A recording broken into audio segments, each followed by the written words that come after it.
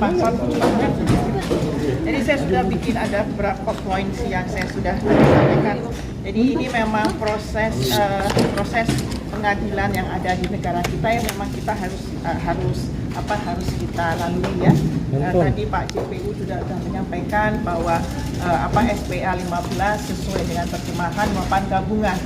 Nah, kalau gabungan itu mengakibatkan kerugian, apakah gabungan itu pun yang mengakibatkan keuntungan? Jadi pertanyaannya harus sama ya. Kalau yang gabungan itu mengakibatkan kerugian, apakah gabungan itu pun yang mengakibatkan keuntungan?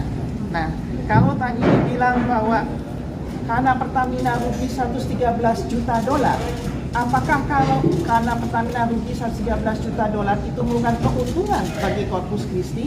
Apakah keuntungan yang 91 juta yang Pertamina sekarang alami merupakan kerugian bagi Corpus Christi? Ini harus sama ya ininya ya. Terus tadi kalau misalnya disampaikan bahwa bahwa tidak ada back to back segala macam. Sekarang saya tanya, pada tahun 2013 dan 2014, apakah saya bakal tahu bahwa RDMP itu tidak akan jalan? Apakah saya tahu di tahun 2019 itu dan 2020 itu akan ada pandemi? Kan saya nggak tahu. Ya, itu aja. Dan kalau misalnya ini kebijakan seperti ini menjadikan suatu tindak pidana korupsi, jangan haraplah Pertamina bisa menyaingi BUMN internasional atau perusahaan-perusahaan swasta yang lain. Karena pada saat semua membeli LNG Corpus Christi di tahun yang sama, tidak ada satupun perusahaan yang dikenakan tindak pidana korupsi karena harganya turun atau tidak punya back to back. Boleh dicek di SEC siapa pembelinya, apakah mereka pada saat pandemi menjual dengan harga rugi dikenakan pidana, atau misalnya mereka itu semua punya back to back. Tidak ada. Jadi ini memang anomali yang terjadi di negara kita yang kita harus lalui. Ya, itu saja ya.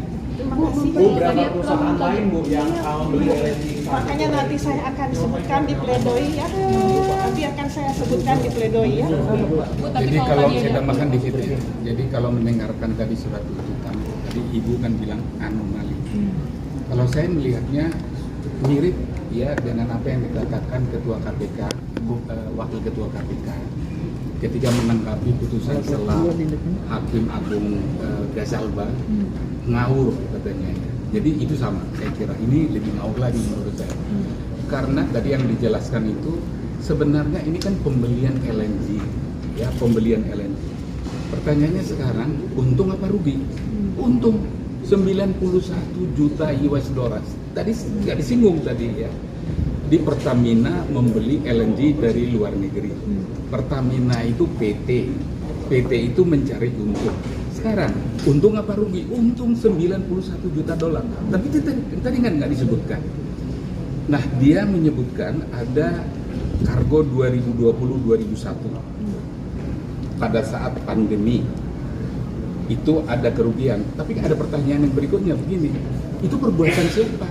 Perbuatan direksi pada tahun 2020-2021. Nah, yang kedua, emang ada yang suruh mereka itu jual?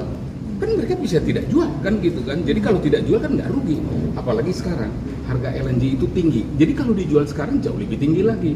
Nah itulah. Jadi kalau Alex Marwata mengatakan ya putusan eksepsi yang kemarin di pengadilan ini itu ngawur, ini lebih ngawur lagi menurut saya. Karena itu hanya cerita, ada blackmailing kan gitu ya, yang sudah post factum kan gitu ya, tentang dia menerima pekerjaan dari Blackstone. Itu kan sesudah dia lagi tidak di Pertamina dan tidak ada hubungan sebab akibat. Tapi oke lah ya, ini hanya tanggapan, nanti kita akan jelaskan nanti di dalam pledoi, karena di sini adalah keuntungan tapi disebutkan kerugian.